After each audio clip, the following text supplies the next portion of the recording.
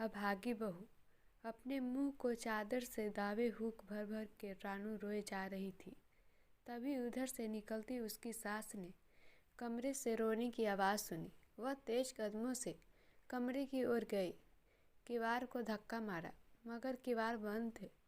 वो घबरा गई और जोर जोर से किवाड़ पीटने लगी। सास को घबराया देखकर रानू ने अपने आंसू पोंछे और दरवाज़ा खोल दिया। उसकी सास विमला ने कहा, क्या हुआ बहू, यह रोने की आवाज़ कैसी? बहू अपने आंसुओं को छुपाने का भयंकर प्रयास कर रही थी, किंतु आंखों से आंसू निकलने के लिए बेताब थे। विमला बोली, क्या हुआ बहू, तू कुछ बोल क्यों नहीं रही? क्या फिर से बबू ने कुछ कहा तुझसे?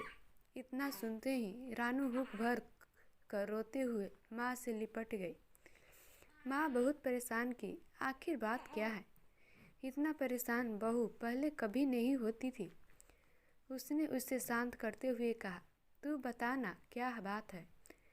मेरा तो दम निकला जा रहा है। बेचारी रानू माँ को संभाले या अपने को। उसने रोते रोते एक कागज़ माँ को हाथ में दे दिया। माँ अनपढ़ थी, वह उसे पढ़ ना पाई। उसने रानू से ही प्रश्न किया, यह क्या है, तू बता, क्या है यह? रानू जोर जोर से रोने लगी। माँ की घबराहट और बढ़ी तो वह बेड पर बैठ गई।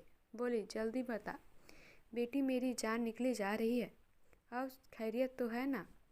रानू बोली, आपके बेटे ने यह तलाक का कागज़ मुझे दस्तखत करने के लिए दिया है और कहा है कि इस पर दस्तखत करके मुझे दे दो। मैं अब तुम्हारे साथ नहीं रह सकता। अरे कैसे नहीं रह सकता? यह कोई गुड्डे गुड़िया का ब्याह है क्या जो तलाक दे दो? मैं तुम्हारे साथ नहीं रह सकता तो किसके साथ रहेगा? इस मरे का तो कुछ ज़्यादा ही दिमाग खराब हुआ जा रहा है। पर तू चिंता न कर, मैं बाबूजी से बात करूँगी। नहीं होगा तो तेरे बाबूजी समझाएंगे उसे। मैं जानती हूँ वह अभी नादान है, हमारे समझाने से समझ जाएगा। तू चिंता कर ना कर, हम हैं तेरे साथ। तू क्यों परेशान होती है? तलाक के कागज़ ने माँ के माथे पर चिंता की गहरी लकीर डाल दी। वह उठते हुए उस कागज़ को लेकर रानू को समझा देती हुई कमरे से बाहर चली गई। धीरे धीरे विमला बब्बू के बाबू के पास पहुंची तो देखा बब्बू के बाबूजी सो रहे थे। वहाँ वह बैठी रह गई और सोचने लगी, आखिर बब्बू को हो क्या गया है? यह ऐसी हरकत क्यों कर रहा है? आने दो शाम को, मैं आज से खुद ही बात करती हूँ। कितने अरमानों से मैंने इसे पाल पोस कर बड़ा किया और कितनी खुशियों से रानू के साथ इसका ब्याह किया। सब कुछ तो देखा था इसके बाबूजी ने, घर परिवार खानदान आभगत इज्जत सब कुछ। तो फिर यह ऐसा क्यों करता है?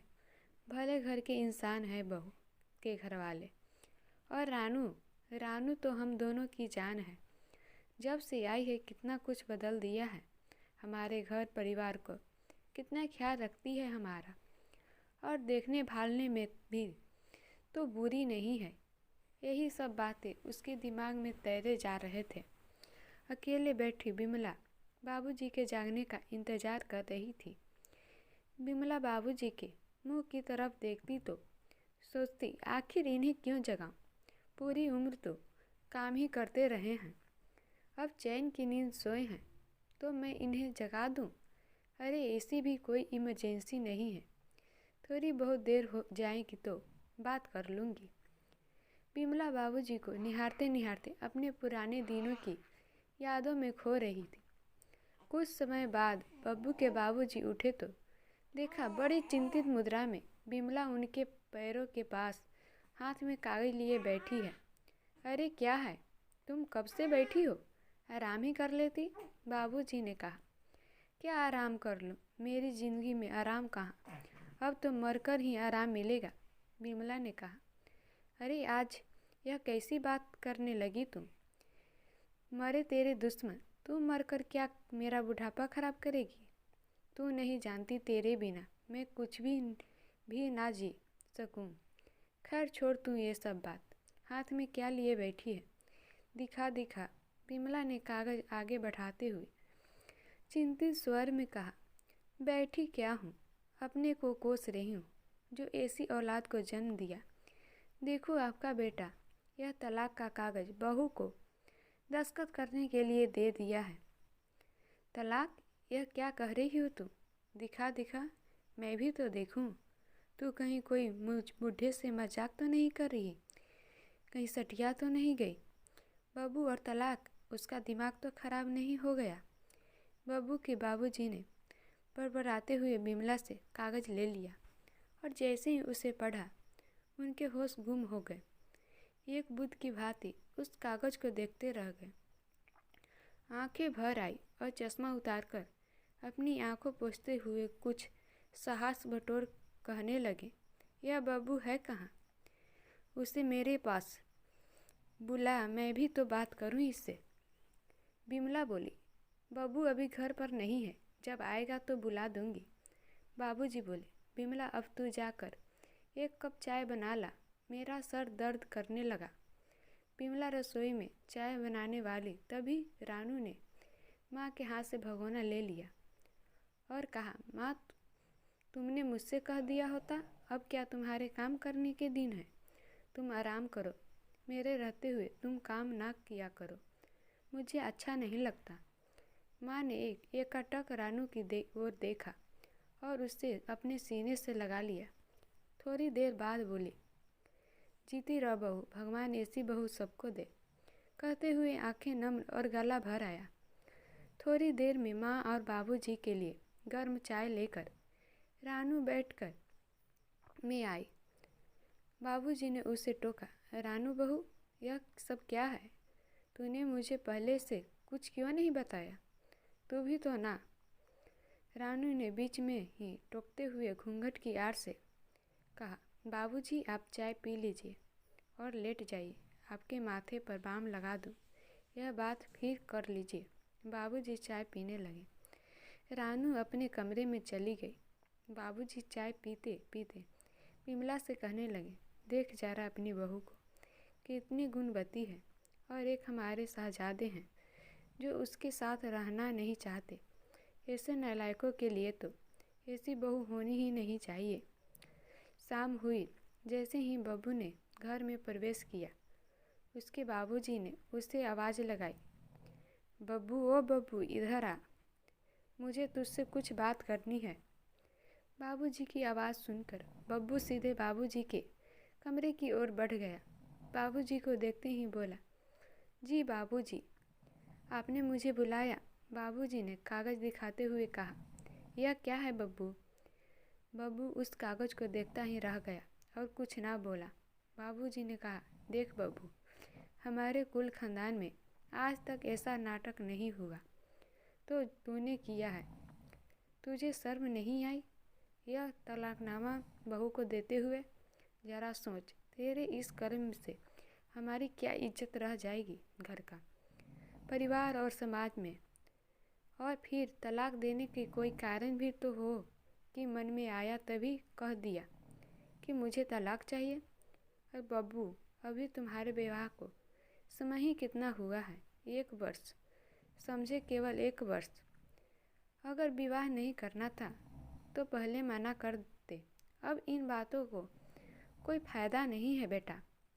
माँ बीच में ही बोली, बब्बू मेरे पास बैठ बेटा। उसके सिर पर हाथ फेरते हुए बोली, बेटा यह बहू नहीं, साक्षात लक्ष्मी है। देख हम दोनों के साथ तेरा इस घर की मान मर्यादा का पूरा ख्याल रखती है। बेटा तेरे इस काम से तो हमारी जंग हसाई हो गई है और तू हम दोनों का बुढ़ापा क्यों खराब करने पर तुरला है? बेटा अगर कोई बात है तो तू हम दोनों को बता, मैं बहू को समझाऊं लूँगी, लेकिन बेटा ऐसा काम ना कर। बब्बू सब सुनता रहा और अंत में उठते हुए तेज आवाज़ में बोला, माँ मुझे रानू के साथ नहीं रहना तो नहीं रहना। मैं अब से उसे इस घर में नहीं देखना चाहता। मैंने तलाकनामा तैयार कर दिया है, अब उसे इस पर अपने साइन करने ही होंगे। बाबूजी ने खून का घूंट पीते हुए धीरज रख कर कहा, बेटा, तलाक की कोई वजह होती है। हम ऐसे ही किसी पर गलत आरोप कैसे मढ़ दे? और तूने ऐसा करने से पहले हमें बताना तक उचित न समझा। मुझे तो इससे पीछे कुछ और ही नज़र आ रहा है। हाँ, अगर तुम्हें कुछ और नज़र आ रहा है तो क्या? रानू से मैंने शादी की है तो मैं ही उसे तलाक दे रहा हूँ। इसमें आप उसका पक्ष क्यों ले रहे हो? बब्बू तेज आवाज़ में बोला। शाबाश बेटा, मैं उसका पक्ष ले रहा हूँ। सही कहा तूने। जो सही है उसका पक्ष ना लूँ और तू गलत है तो तेरा पक्ष सिर्फ इसलिए लूँ कि तू मेरा बेटा है, वह पराई है। तो क्या हम सभी को उसे पसंद करने लाए थे? वह इस घर में ही रहेगी। तू भी सुन ले बब्बू, बाबूजी ने कहा। तो उसे आपने पसंद किया, मैंने तो नहीं। आप उसे घर में रखे तो रखिए, लेकिन अब आप भी सुन लो, इस घर में मेरी मन की, मेरे सपनों की रानी मधु ही आएगी। बब्बू तेज आवाज़ में बाबूजी से बोला। तो अब समझा है हमारा बेटा किस मधुमक्खी के मीठे शहद के कारण इतने कड़वे शब्द बोल रहा है। तो तू भी सुन ले, हमारे रहते इस घर में ऐसा अनर्थ नहीं होगा। और यह कहते हुए उन्होंने उस तलाकनामे को फाड़ दिया। गुस्से से लाल पीला बब्बू अपने बेडरूम में जा पहुंचा। वहाँ रानू अकेली बैठी उसका इंतजार कर रही थी। वह उन सभी की बातें सुन चुकी थी। उसने बब्बू से कहा, सुनो जी, आप माँ बाबूजी से कुछ ना कहिए। आपको मुझसे शिकायत है तो मुझे बुरा भला कहिए। आपकी ऐसी बातों से उन्हें कितनी तकलीफ़ होगी, जरा यह तो सोचिए। वैसे भी आप उन इकलौते लाडले बेटे जो हो, वह तो हूँ, लेकिन जिन माँ बाप ने मुझे आज तक कभी बुरा भला ना बोला, तो उन्होंने आज मुझे तेरी वजह से कितना कुछ कह दिया। तूने ही उन्हें मेरे खिलाफ भड़ा है। लेकिन तू भी कान खोल कर सुन ले, मैं अब तुझे इस घर में एक पल भी नहीं रहने दूंगा। तू मेरे माँ बाप मुझसे छीन लिए, अब तू यहाँ एक पल भी नहीं रह सकेगी। कहते कहते ही बब्बू रानी की चोटी पकड़कर खींचते हुए उस घर से बाहर ले जाने लगा। रानू रोते रोते उससे ऐसा न करने की गुहार लगा रही थी। इधर जब माँ और बाबूजी ने बहू की आवाज़ सुनी तो वह उसके कमरे की ओर दौड़े। बहू की ऐसी दशा देखकर उन्हें होश उड़ गए। उनको विश्वास नहीं हो रहा था कि बब्बू उन्हीं का बेटा है। बाबूजी ने वही से चिल्लाया, बहू ठहर, रुक जा। तेरी हिम्मत कैसी हुई बहू पर हाथ उठाने की? तू आदमी है या राक्षस? हाँ हाँ, मैं राक्षस हूँ, लेकिन अब मैं इसे घर में नहीं रहने दूंगा, नहीं रहने दूंगा। तू कौन होता है इसे घर से बाहर निकालने वाला? यह घर मेरा है। इस घर में वही रहेगा जिससे मैं रखूँगा। हाँ हाँ, तो रखो इसे अपने साथ। अब समझा इसके जादू जो तुम्हारे सिर पर चढ़कर बोल रहा है। खामोश, इसके आगे एक शब्द भी नहीं। पास खड़ी माँ ने जोरदार तमाचा बब्बू के गाल पर रखा दिया। खबरदार, तूने बाबूजी के लिए एक भी शब्द मुंह से निकाला तो मैं भूल जाऊंगी कि तू मेरा बेटा है। तू इतना गिर सकता है यह मैंने कभी सपने में भी नहीं सोचा था। तू मुझे इतना कमज़ोर मत समझ। मेरे लिए अभी तेरे बाबूजी जिंदा हैं। ऐसे अशब्द इनके लिए दोबारा बोले तो बहू नहीं, तुझे इस घर से जाना होगा, माँ ने बब्बू से कहा। माँ की ऐसी बातें सुनकर बब्बू ने रानू के बाल छोड़ दिए और अपने को अकेला समझकर वह स्वयं ही घर से बाहर चला गया। बब्बू के घर से बाहर जाते ही माँ रानू की सीने से लगा कर रोते हुए माफ़ी मांगने लगी। वह रानू से कहने लगी, बेटी, मुझे नहीं पता था कि मेरा बब्बू मेरा ना रहा। मैं तो उसे अपना समझती रही और आज वह हमें ही पराया बनाकर चला गया। लेकिन तू चिंता ना कर, हम दोनों के रहते तुझे इस घर से कोई अलग नहीं कर सकता। सभी लोग रोए जा रहे थे। तभी बाबूजी बोले, सुन बब्बू की माँ, ऐसी औलाद से तो पराई बेटी अच्छी है। हम बेकार में लड़का लड़की करते मर जाते हैं। देख, यह लड़का सचमुच लड़कर चला गया, लेकिन बहू तू चिंता ना कर, जाने दे उसे, घर मेरा है। मैं इसे अब तेरे नाम करूँगा। तक सोचता था कि बब्बू की इस घर का वारिस है, लेकिन वह तो वायरस निकला। बब्बू घर से रूठकर अपनी प्रेमिका मधु के पास चला गया। मधु ने उसका स्वागत करते हुए उसके आने का कारण जानना चाहा, तो बब्बू ने उसे सब कुछ साफ साफ बता दिया कि मैं अपना घर, माँ बाप, पत्नी सभी को छोड़कर तुम्हारे पास चला आया हूँ। मधु को यह अच्छा तो ना लगा, किंतु वह बब्बू को कुछ कह ना सकी और अपने घर में पनाह दे दी। अब मधु और बब्बू एक ही घर में साथ साथ रहने लगे। कुछ समय यूं ही बीता। बब्बू को अपने किए का कोई पछतावा न था। वह तो मानो मधु के साथ को पाकर अपने संसार में मस्त हो गया। वह गुजर पलों को भुला देना चाहता था। दूसरी ओर उसके माँ बाप जब भी रानू की सूरत देखते, यही उम्मीद लगाए कि बब्बू का गुस्सा जैसे ही शांत होगा वो वापस घर आ जाएगा। माँ भी सोचती कि मेरा बब्बू बाबूजी से दूर तो रह सकता है, बहू से नाराज हो सकता है, लेकिन मेरे पास वापस जरूर आएगा और अपने किए के लिए क्षमा याचना भी करेगा। लेकिन 10-15 दिन बीत गए तो उन्हें अपने सपने चूर चूर होते दिखाई देने लगे। बाबूजी की परेशानी बढ़ने लगी। उन्होंने एक दिन रानू के माँ बाप को अपने घर बुलाया, साथ ही घर के गणमान्य लोगों को भी घर आने का निमंत्रण भेजा। सभी लोग अचानक आए इस निमंत्रण से हैरान थे कि आखिर मजरा क्या है। समय पर घर में सभी लोग आ पहुँचे। उधर रानू और माँ भी न समझ पा रही थी कि बाबूजी के मन में चल क्या रहा है। घर के हॉल में खाने आदि से निमित्त होने के बाद बाबूजी ने कहा, आज मुझे आप सभी लोगों को से कुछ सलाह लेनी है और रानू के भविष्य का फैसला करना है। इतना सुनते ही रानू के माँ बाप के साथ सभी लोगों के मन में डर व्यवस्था हो गया। वो सोचने लगे, शायद बाबूजी बहू को कुछ कहने वाले हैं या घर से निकालने वाले हैं। तभी तो उन्होंने इसके माँ बाप को भी बुलवाया है। सभी के मन में एक ही भाव था कि आजकल की बहुएं भी ना घर को निभाना ही नहीं चाहती। तभी बाबूजी ने गंभीर स्वर में कहा, समधी जी, मैं आपके साथ साथ अपने सभी घर में लोगों को दोषी हूँ। आज मैं अपनी और विमला की तरफ से आप सभी से क्षमा मांगता हूँ। मेरे घर में हम दोनों के रहते हुए मेरे नालायक बेटे ने न सिर्फ बहू का अपमान किया, बल्कि हम दोनों के दिलों को भी ठोस पहुँचाई। मुझे आप लोगों के सामने यह कहते हुए कोई शर्म नहीं कि मेरी बहू से सीता है, पर मेरा बब्बू कभी राम न बन सका। वह दूसरी लड़की के लिए बहू और इस घर को छोड़कर चला गया। इतना सुनते ही सभी की आंख फटी की फटी रह गई। उन्होंने एक स्वर में कहा, बाबूजी, बब्बू ने ऐसा किया? सुनते ही बाबूजी की आंखों में आंसू आ गए। वह उन्हें पोंछते हुए बोले, आज हमें अपनी बहू के भविष्य के बारे में आप लोगों से राय लेनी है।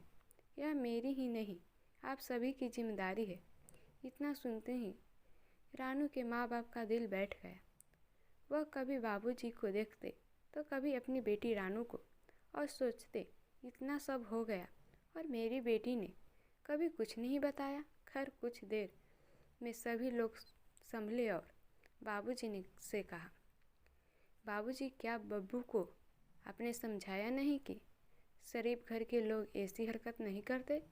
बाबूजी ने कहा, मैंने और विमला ने उसे बहुत समझाया, लेकिन वह अब क्या, अब मैं और कैसे कहूँ? समधी जी ने कहा, बाबूजी, एक बार अब बब्बू को हम सबके सामने बुला देते तो हम सभी उसे समझाते, शायद वह हम लोगों की बात मान जाए। बाबूजी बोले, मैंने बब्बू और वकील साहब दोनों को बुलाया है, वह आते ही होंगे। आप लोग अपना प्रयास कर लें, इसलिए मैं आप सभी को यहाँ बुलाया है। एक आखिर प्रयास और कर लीजिए, शायद यह घर बस जाए। यह कहकर बाबूजी वहाँ से दूसरे कमरे में चले गए। सभी लोग आपस में मंत्रान कर रहे थे कि घर का दरवाज़ा खुला देखा तो सामने से बब्बू आ रहा था। आज उसकी चाल ढाल बदली बदली सी थी। बब्बू की माँ ने कहा, बेटा बैठ तू अभी भी मुझसे नाराज़ है? बैठ बैठ मेरे पास बैठ। बब्बू माँ के पास की कुर्सी पर बैठ गया। सभी लोगों को देखकर उसका मन उद्विग्न हो गया। वह सोचने लगा कि बाबूजी ने मेरा तमाशा बना दिया। मैं घर नहीं अदालत में एक कैदी की तरह आया हूँ। सोच ही रहा था कि बब्बू ने फूफा ने कहा, बेटा यह सब क्या है? अब तुम बड़े हो गए हो, शादीशुदा हो, ऐसी विचारधारा तुम्हें शोभा नहीं देती। अन्य लोगों ने भी उससे अपने अपने तरीके से अपनी बात कही, लेकिन बब्बू तो जैसे इन बातों का कोई प्रभाव ही नहीं पड़ रहा था। समय बीता जा रहा था।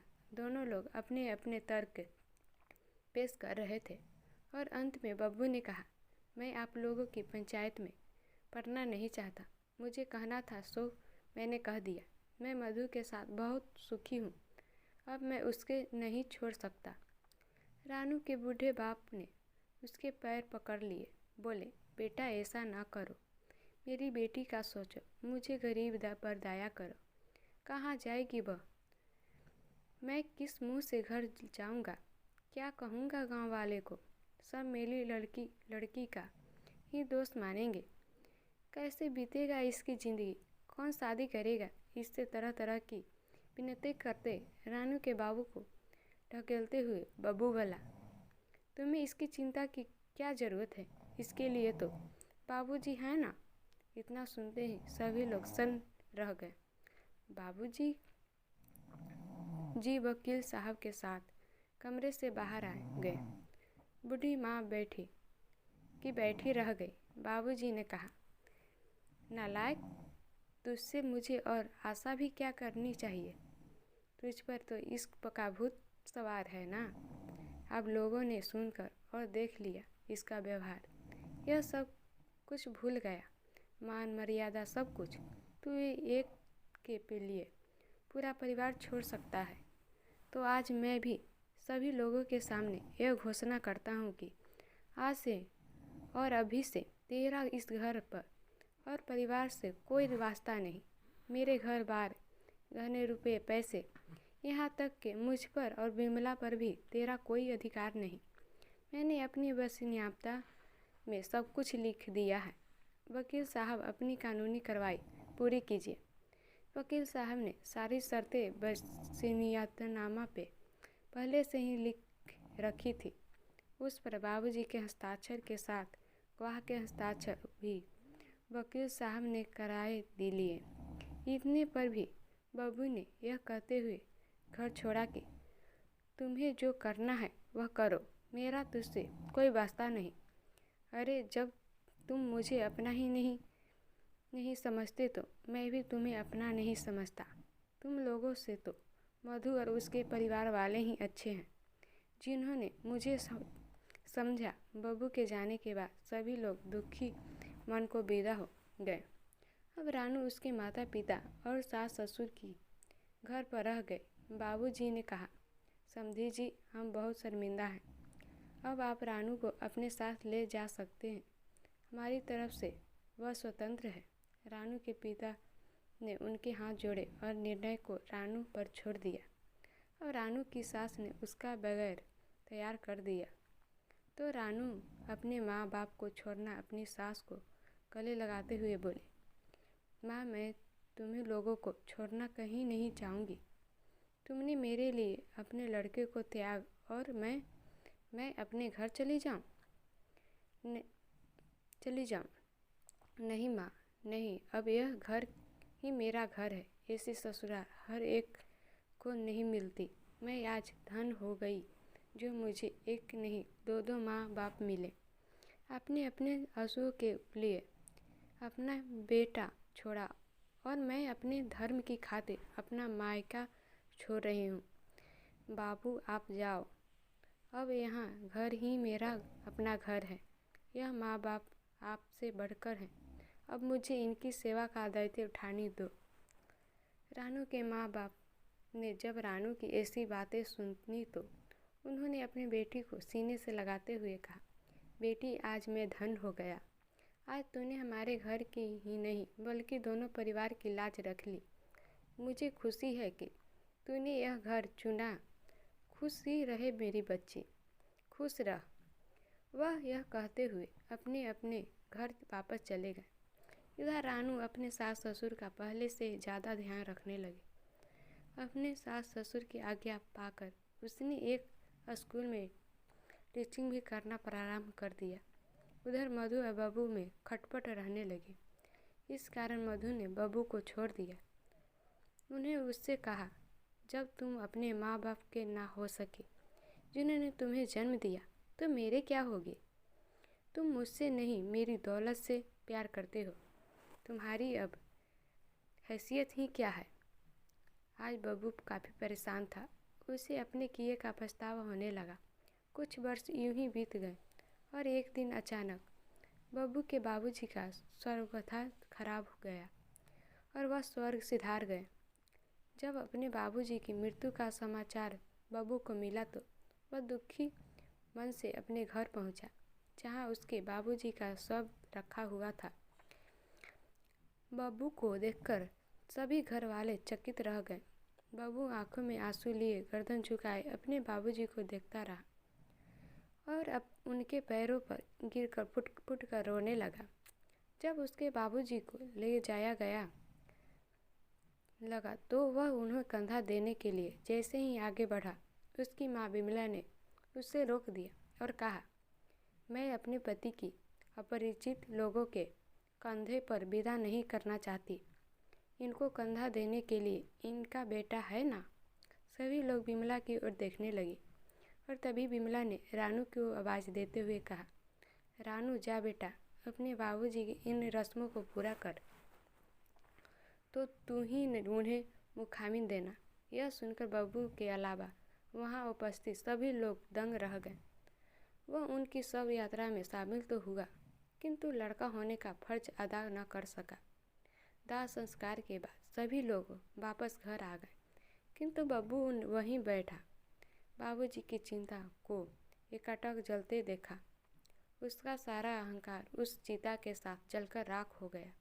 वह हाथ उठाकर आकाश की ओर देखने लगा और सोचने लगा, प्रभु मैं भी कैसा बदनसीब हूँ जिसके दोनों हाथ भरे होने के बाद भी आज खाली है। सच में मैं आज अपनी इस दशा का स्वयं जिम्मेदार हूँ।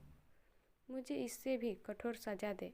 मैंने सबका दिल दुखाया है, मुझे भुला दे कैसे। माफ़ कर सकता है, सब कुछ होते हुए भी वह दुखी रहा, हमेशा दुखी। उसे कुछ भी हासिल ना हो सका। बब्बू की इस भूल का परिचय भी कभी संभव ना हो पाया, कभी नहीं।